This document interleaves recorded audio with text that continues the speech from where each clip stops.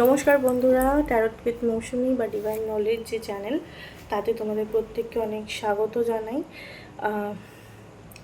আচ্ছা, এটা খুলে বলি।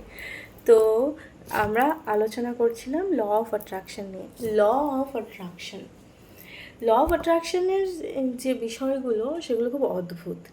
আজকে কিছু সাইন নিয়ে আলোচনা করব, কারণ স্টেপ বাই স্টেপ কী করে করতে হবে সেগুলো তো সবাই বলে, এবং আমরা কি করে বুঝবো যে আমাদের উইশগুলো আদৌ ফুলফিল হচ্ছে কি না, এবং আমাদের ভেতরে কীরকম চেঞ্জেস আসে যখন ল অফ অ্যাট্রাকশানে আমাদের উইশগুলো আমাদের কাছে আসতে চলেছে, এরকম ফিলিং হয়। তো প্রথম যে ফিলিং, যে ধরো তুমি একটা শিফট করছো তোমার লাইফস্টাইলে। মেবি তুমি এখন যে প্যাটার্ন অফ লাইফস্টাইলে আছো, সেই প্যাটার্নটা তোমাকে আর সার্ভ করছে না। এখানে ভীষণ কিন্তু কনসেন্ট্রেশন দিয়ে ব্যাপারটা বোঝার জিনিস।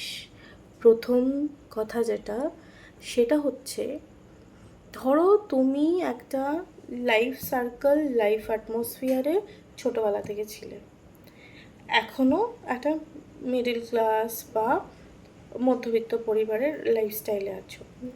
যেরকম যখন আমাদের লাইফস্টাইল চেঞ্জ হয়, রিয়েলিটি শিফট হয়, তখন হঠাৎ করে মনে হয় যেন আমার চারপাশের লোক, চারপাশের যে সিচুয়েশন, এগুলো আমার সাথে যেন ঠিক মেল খাচ্ছে না।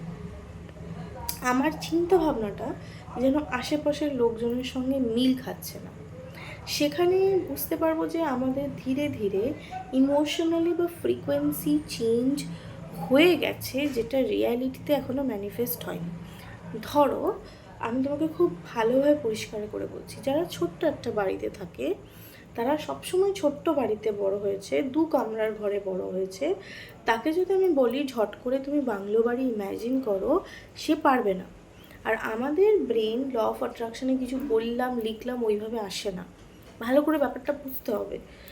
আমরা যখন ল অফ অ্যাট্রাকশন করছি, লিখছি, বলছি, ভিজুয়ালাইজ করছি, কেন? কারণ আমি ওই সিচুয়েশানটাকে ফিল করতে চাইছি। ফিলিং ইজ দ্য কি। এবার ধরো যে একটা ছোট্ট জায়গায় ছোট্টভাবে, কখনো ইন্টারন্যাশনাল ট্যুর করেনি, কখনো বড় বড় ট্যুর অ্যান্ড ট্রাভেলসে ঘোরেনি, তারা হয়তো ছোটো ছোটো ট্যুর করেছে, এবং তারা, এটাও হতে পারে, আমি এখানে বারবার একটা জাস্ট উপমা দিচ্ছি। ধরো আমি স্লিপার ক্লাস ট্রেনে যেতাম, আমি কখনো এসিতে যাইনি। ধরো আমি থার্ড এসিতে যেতাম, ফার্স্ট ক্লাসে যাইনি। ধরো আমি ট্রেনেই গেছি, প্লেনে যাইনি। তো যেটা আমি উপভোগ করিনি বা আমি এক্সপিরিয়েন্স করিনি, সেটা কেমন লাগে সেটা তো আমি জানি না। যখন যেটা কেমন লাগে তুমি জানো না, সেটা অ্যাট্রাক্ট করা অনেকটা কঠিন হয়ে যায়। ঠিক আছে, আমার ক্ষেত্রে দুটো বাড়ি অ্যাট্রাক্ট করাটা ইজি হয়েছিল, কারণ আমি যে জায়গায় থাকতাম সেই জায়গাটাতেই ওই জিনিসটা ভেবেছি, কল্পনা করেছি। এবার যখন আমি বাংলো বাড়ি ইম্যাজিন করছি, আমার কাছে জায়গা আমি ইম্যাজিন করতে পারছি না। তার কারণ হচ্ছে আমি আমার আইডিয়াটা নেই যে কোন জায়গায় এটা হতে পারে। তার কারণে ম্যানিফেস্টেশনও লেট। এবার তোমাকে বুঝতে হবে, যখন তুমি একবার শপিং মলে ভালো কোয়ালিটির জামা কিনলে বা পরলে, তখন তুমি এটা এক্সপিরিয়েন্স করলে যে সেই কোয়ালিটিটা পরলে কেমন ফিল হয়। তুমি যখন একবার এসিতে গেলে, তখন তুমি ফিল করলে, আচ্ছা এসিতে এইভাবে গেলে আমার কীরকম ফিল হয়, বা আমি প্লেন জার্নি করলে আমার কীরকম ফিল হয়। যখন এই ফিলিংটা তোমার কাছে এসে গেল, তখন তোমার কাছে ম্যানিফেস্ট করাটা অনেক ইজি হয়ে যায়, কারণ তুমি ওই ফিলটা নিয়ে নিয়েছো। এবার তাহলে যখন কেউ কিছু ইম্যাজিন করছো যে আমি এই জিনিসটা চাই, তখন সেটাকে ফিলিংয়ে, এক্সিস্টেন্সে, রিয়েলাইজেশন হওয়া, এক্সপিরিয়েন্স হওয়া ভীষণ ইম্পর্টেন্ট। এই জন্য লিপ অফ ফেথটা না একবারে নেওয়া যায় না। ধরো আমি নর্মাল ক্লাসে ট্রাভেল করতাম, আমি থার্ড এসিতে গেলাম, দেখলাম, ফিল করলাম। তারপর সেকেন্ড এসিতে গেলাম, দেখলাম, ফিল করলাম। তারপর ফার্স্ট ক্লাসে গেলাম, দেখলাম, ফিল করলাম। একবার আমি ইকোনমি ক্লাসে ট্রাভেল করলাম প্লেনে, ফিল করলাম। এরকম করে করে যখন আমরা ধীরে ধীরে ডে বাই ডে একটু একটু স্টেপে এগোই, আমাদের সাবকনসিয়াস মাইন্ডে প্রেশার পড়ে না। বাট আমি একদিনই বললাম চলো আমি এক্ষুনি 10,000 টাকার টিকিট কেটে প্লেনে উঠে পড়বে। আমরা যেরকম নর্মাল মধ্যবিত্ত মানুষ, আমরা ম্যানিফেস্ট করি সেই কথা বলছি। যারা জন্মগতভাবে প্রচুর টাকা পেয়ে গেছে, যাদের ঈশ্বর অনেক রকম কিছু দিয়েছে, তারা অন্য কিছু করবে। বারবার বুঝতে হবে ম্যানিফেস্টেশন জার্নিটা সবার জন্য সমান নয়।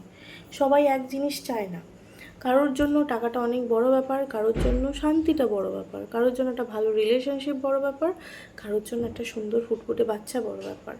কেউ ভালো মা হতে চায়, কেউ ভালো বউ হতে চায়। তো এখানে আমি কি চাইছি তার ওপরই ম্যানিফেস্টেশন ওয়ার্ক করে।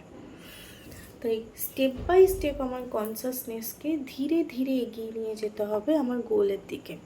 আমি একেবারে ঝাঁপ দেব না, স্টেপ বাই স্টেপ আমি নিজেকে অ্যাকাস্টম করাবো। কী করে? আর একটা ভালো উপমা দিচ্ছি। যখন আমরা সমতল থেকে হাই অল্টিটিউডে উঠি, পাহাড়ে যাই, তো তখন আমরা কি করি?